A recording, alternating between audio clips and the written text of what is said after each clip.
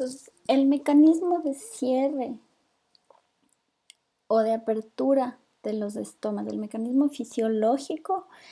requiere un aumento o una pérdida de la turgencia de las células oclusivas. Entonces, para que un estoma se abra, las células oclusivas tienen que volverse turgentes, y para que un estoma se cierre, las células oclusivas, ¿no es cierto?, se vuelven flácidas.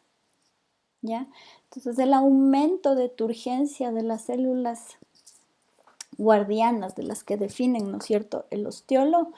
va a depender de que ingrese agua a la célula. Este ingreso de agua se da por justamente una disminución del potencial osmótico de las células guardianas. Antes se pensaba que este mecanismo se daba, ¿no es cierto?, por la conversión del azúcar hacia almidón, y esto definía el potencial osmótico de las células guardianas, pero unos experimentos clásicos llevados a cabo por Fisher y Xiao mostraron que lo que va a ocurrir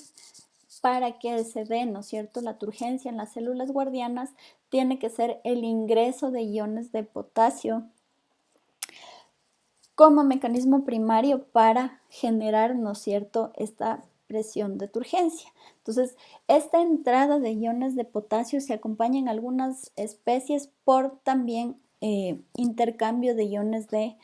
cloro, que sirven para balancear la carga positiva que se genera con el ingreso de iones de potasio, y también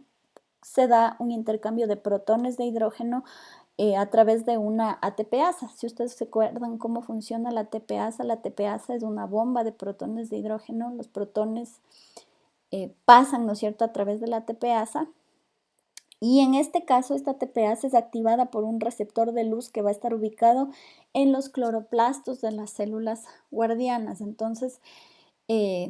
esto va a generar un gradiente electroosmótico que va a permitir que los iones de potasio ingresen a las células guardianas. También la hormona ABA, el ácido abscísico, tiene la capacidad de jugar un papel súper importante en la regulación, ¿no es cierto?, en la regulación de la turgencia o flacidez de las células guardianas, ¿no es cierto?, sobre todo en lo que tiene que ver con el cierre de los estómagos, o sea, en la flacidez de las células guardianas. Entonces, el ácido abscísico, el ABA,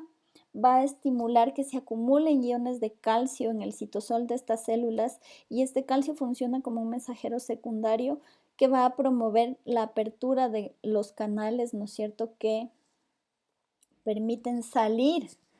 a los iones de potasio nuevamente, y además inhibe los canales de ingreso de los iones de potasio. Entonces, mientras más iones de potasio dejen el citosol de las células guardianas y mientras menos entren hacia las células guardianas, entonces el agua de las células guardianas va a salir, y entonces las células guardianas pierden turgencia, ¿ya? De todas maneras, cuando hay un estrés hídrico, ¿no es cierto?, y este ocurre con rapidez, los estomas tienen la capacidad de cerrarse antes de que el ácido abscísico empiece a acumularse en los tejidos. Otro factor importante que controla la apertura o cierre de los estomas es el hecho de que estos, ¿no es cierto?, las células guardianas están rodeadas o tienen dispuestas unas fibrillas de celulosa de manera radial. Entonces, estas fibras de celulosa, si ustedes pueden ver, sí, les estoy grabando la parte de la clase que falta. Las células guardianas, gracias a estas fibras de celulosa, pueden contraerse o expandirse de una manera controlada, con la orientación controlada, y entonces tienen la capacidad de aumentar su volumen de una manera más pronunciada.